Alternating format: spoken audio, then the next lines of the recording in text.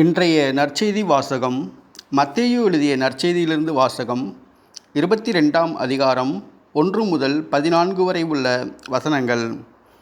இயேசு மீண்டும் அவர்களை பார்த்து ஓமைகள் வழியாக பேசியது.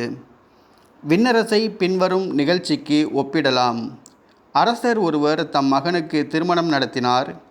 திருமணத்திற்கு அழைப்பு பெற்றவர்களை கூட்டிக் கொண்டு வருமாறு அவர் தம் பணியாளர்களை அனுப்பினார். அவர்களோ வர விரும்பவில்லை. மீண்டும் அவர் வேறு பணியாளர்களிடம், நான் விருந்து ஏற்பாடு செய்திருக்கிறேன், காளைகளையும் கொழுத்த கன்றுகளையும் அடித்து சமையல் எல்லாம் தயாராயுள்ளது, திருமணத்துக்கு வாருங்கள் என அழைப்பு பெற்றவர்களுக்கு கூறுங்கள் என்று சொல்லி அனுப்பினார். அழைப்பு பெற்றவர்களோ அதை பொருட்படுத்தவில்லை. ஒருவர் தம் வயலுக்கு சென்றார், வேறு ஒருவர் தம் கடைக்கு சென்றார். மற்றவர்களோ அவர்களுடைய பணியாளர்களை பிடித்து இழிவுபடுத்தி கொலை செய்தார்கள்.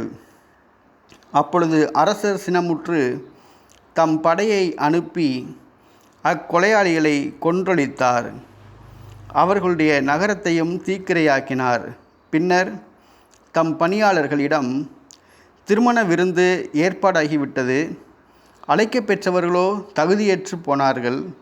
எனவே நீங்கள் போய் சாலையோரங்களில் காணும் எல்லாரையும் திருமண விருந்துக்கு அழைத்து வாருங்கள் என்றார். அந்த பணியாளர்கள் வெளியே சென்று வழியில் கண்ட நல்லோர் தீயோர் யாவரையும் கூட்டி வந்தனர். திருமண மண்டபம் விருந்தினரால் நிரம்பியது.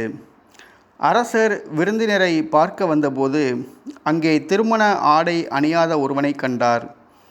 அரசர் அவனை பார்த்து, தோழா, திருமண ஆடையின்றி எவ்வாறு உள்ளே வந்தாய் என்று கேட்டார்.